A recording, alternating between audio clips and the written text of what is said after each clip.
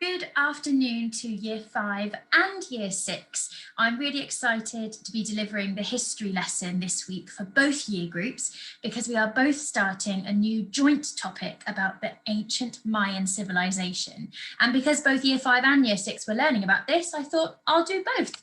So welcome to both of you. You are doing history on different days. So if I share my screen now, you will see that I've just said week 1 for our brand new history topic.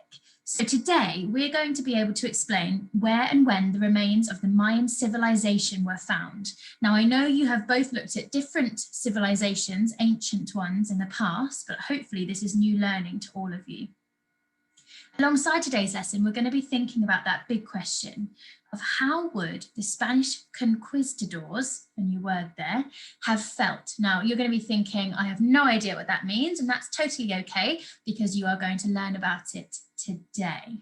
So I think we should get straight into it then to start this new history topic with our just checking. Now I've got 2 separate ones and these are both on Teams when you go on to do your quiz. So if you're in Year 6, yours has a question about the Victorians because that was our last topic.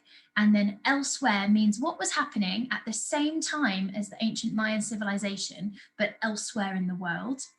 And also a link to present day. Now, it might be a guess for now about that question about what drink did the Mayans create that we still drink now, but there are options when you go on Teams, as is there about the Egyptian pyramids, and obviously there's options there for when did Queen Victoria rule. So I won't go through the answers to these because you'll do it on your Teams quiz, but if you're in Year 5, your last unit was about the Romans. In which year did the Romans leave Britain? So you'll have those questions when you get on to do your quiz on Teams. So don't worry if you're going to come back to those. Okay, so I want you to have a think about, and you can just do this on a bit of paper. There is a bit on Teams where you can make some notes, but you could just jot down some ideas on paper to begin with when you pause your screen. What do you know already? Do you know anything already? Have you heard of the ancient Mayan civilization? Does it sound similar to a different ancient civilization? Do you think perhaps it was at the same time as another ancient civilization that you know of? So pause the screen. It's okay if you don't know very much, even if you just want to make a few guesses. What do you know already? Have you ever heard of the ancient Mayans? Okay, so there is a space for you to write a couple of those in Teams so I can see what you know already. But for most of you, I think it might not be very much that you know. It's not as kind of commonly known as the ancient Egyptian civilization, for example. But I'm hoping by the end of today, you'll have lots to add to your mind map. So let's work out when are we talking about. I've got a little timeline that I'm hoping kind of puts into perspective for you. Now, I already mentioned the ancient Egypt civilization, which went on for thousands of years. Here it is here. Now, as you'll see, actually, the Mayan civilization ran similarly alongside the ancient Egyptians, but in totally different places in the world, but actually outlived the Egyptians until really some of the ancient Mayans, not the full civilization, but we'll learn in a moment, were actually still around only about really 500 years ago. So I've put the Tudors on there to kind of give you a bit of understanding of actually, maybe not at their kind of fullest civilization, but elements of the Maya civilization were still around even kind of 500 years ago. So outlived ancient Rome's, and I know, not Rome's, ancient Rome, the Romans. I know you guys have learned about that in the past. And also the start of the Anglo-Saxon Britain time was going on still when the Maya civilization were continuing. So again, it spans thousands of years, but actually comes a lot closer to us in terms of our present day than things like ancient Rome and the ancient Egyptians. So hopefully that puts into perspective the kind of span of years that we're talking. I've got it kind of as a little paragraph for you to read as well. The Maya civilization came into being around 2000 BC, but the classic period from around 200 AD onwards was when they were kind of at their largest and powerful. By 900 AD, the major cities had mysteriously been abandoned, and we're going to learn a little bit more about that. No one knows exactly for why, but perhaps the fact that the farming had been stretched too thin, perhaps climate change affected food production, illness potentially as well swept through the population. But by 1500, only about 500 years ago, they were long past their prime and most of the cities had fallen to ruin, and we will learn a little bit about what happened about 500 years ago. So really, the ancient Mayan civilization in their absolute prime was from about 2,000 years ago to about 1,000 years ago. So still a long time ago, but elements of it were still kind of floating around only 500 years ago. So let's play a little bit of a true and false game. If you know a little bit about, I'm just trying to make this, I want to zoom in. Why won't it let me zoom in? Oh dear. There we go. I've managed to zoom in a little bit. Hopefully you can see a little bit more. I'll read these to you because I think my floating face might be covering one of them. A little bit of a true and false game to start. True or false? The Mayan calendar predicted the end of the world in 2012. So pause the screen, maybe have a chat with your families as well. Did they hear in 2012 about the Mayans predicting the end of the world? Okay, let's come back together. So the actual answer for that is false. Now, you may have heard differently, and I bet some of your families said differently. Now, in 2012, it was the end of the Mayan calendar. So we'll learn a little bit more about the Mayan calendar in a couple of weeks, but actually it ended in 2012, which a lot of people thought that it meant the world was going to end. However, it was just the new start of a calendar. So it's actually false. They did not predict the world was going to end. They just kind of finished their calendar in 2012, ready for a new calendar to start. Let's have a look at this one. I'll read it to you. True or false? The Mayans are believed to have written over 10,000 books. Pause the screen again and have a think. Is that true or false? That is true, actually. Yes, we're going to be learning lots about Mayan writing, but they were thought to have written over 10,000 books. Let's do two more. True or false? The Mayans believed that celestial bodies like the moon and the stars were literally gods. Pause the screen, have a think about that one. That one is true. They did think that they were gods, and celestial events were considered to be communication with the gods, and the actions of the society at large were directly tied to the movement of particular stars and the moon. They tied their events to those things because they worshipped them like gods. Last one, true or false? The Mayans wrote in hieroglyphs. You may have heard of that word before, but did the Mayans write in hieroglyphs? Pause the screen, have a think. Yes, they did. And therefore it took us a long time to work out what they were writing. But there's a similarity there between ancient Egypt, perhaps. We're going to come back to that. Okay, that was a bit of a game to get us started with. Let's just go over some key vocabulary before we learn a little bit more about where the Mayans started. So I've used the word civilization quite a few times. Hopefully you understood it to mean an organized society with its own culture, its own way of life, existing in a particular area over a particular period of time. So a civilization, we say the ancient Egypt civilization, the ancient Mayan civilization, it's a group of people over a period of time that follow kind of one way of life, one kind of belief. And you will also hear Maya and Mayan. It is possible to find mention of the Mayan civilization. Academics, the kind of historians, would use Maya to describe all the aspects of the civilization of people. Mayan is actually used to describe the language, and Maya can be used singular and plural. So you will hear a little bit of both, but kind of historians will use the Maya. Other words you're going to come across today are ruins, pyramids, and hieroglyphs. And I'm going to come back to the definition of those to see if you can work it out throughout the lesson. Okay, last little start a little bit is our powerful person for this unit. And this is Pakal the Great. There's his full name here, which I won't try to pronounce, but this is a Maya city king. Okay, he was a king. I'm just going to zoom in on, let me zoom in again. So Each of the ancient Maya cities was ruled by a different king or queen. The Mayas believed these rulers had the task of keeping the gods happy, so that was the king's job. To achieve this, the rulers offered sacrifices, sometimes human, conducted mass prayer, they held parades, and one of the most famous Maya rulers was, here, King Pakal, who we know as Pakal the Great, and he was the king for 68 years, longer than any other ruler in the ancient Maya. So I'm going to stop sharing that because I have got a little bit more information to share with you. Let me find about our powerful person.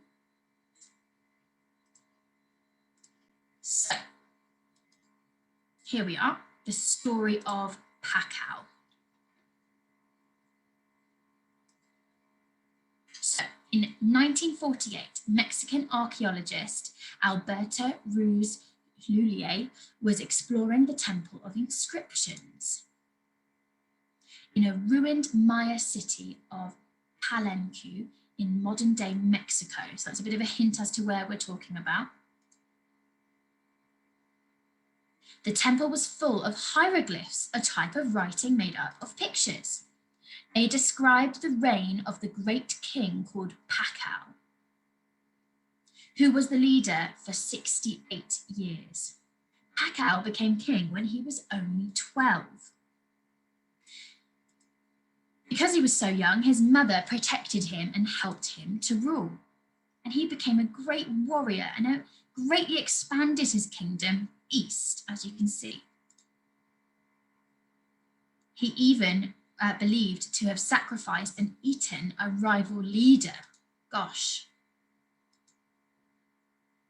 By the time of his death in 683 AD, he had ordered the construction of many impressive buildings, which were carefully aligned to mirror the stars. Now, we heard about that a bit already, didn't we?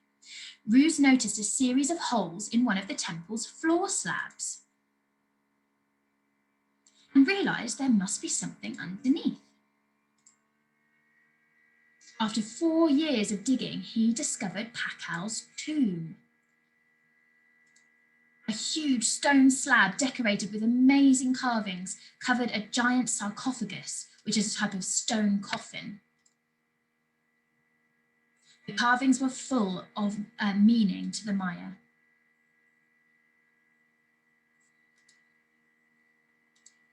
They even showed Pakal in a pose that suggested he would be reborn. But what was inside was even more incredible. A treasure trove of jade items, including a full-size jade mask on Pakal's face. It was fitting memorial for a man who ruled longer than any other king. Okay, so let me stop sharing that and go back to the lesson. He's going to be our powerful person, and I'm sure you can think of why that is a powerful person for this topic. Okay, so let's get back to our learning objective then. How and where did we find out about this civilization? Now, Europeans first discovered the Americas in 1492 when Christopher Columbus first sailed from Europe to America. He returned with tales of rich and vast lands filled with gold and other precious materials. After that, many other Europeans sailed to America in search of gold and glory, and they met lots of native people. The Europeans thought that they were savages and battled to take over their land. In 1519, a group of Spanish explorers, led by a man called Hernan Cortés, sailed to Mexico, and I'll show you on a map in a moment where that is. They met a people called the Aztecs, another civilization you may have heard of. The Spanish explorers, who came to be known as conquistadors, there's that word for you, fought to take over the Aztec lands, and after 2 years they succeeded. The Aztecs were defeated and Mexico became a Spanish colony. So here's the map. Let me just make it a little bit bigger. Here's us, where my pointer is in Europe, and here is Mexico. Okay, it's small again. they went to explore. So after they'd conquered the Aztecs, they then went on to explore the rest of this area, which was called Mesoamerica. It's between North America and South America. It's that middle section. We now call it Central America, but it was called Mesoamerica. The conquistadors traveled through Mesoamerica. Some of the land was mountains and rugged, some was dense and humid like rainforests. On their way, they came across many native people that they had to defeat before moving on.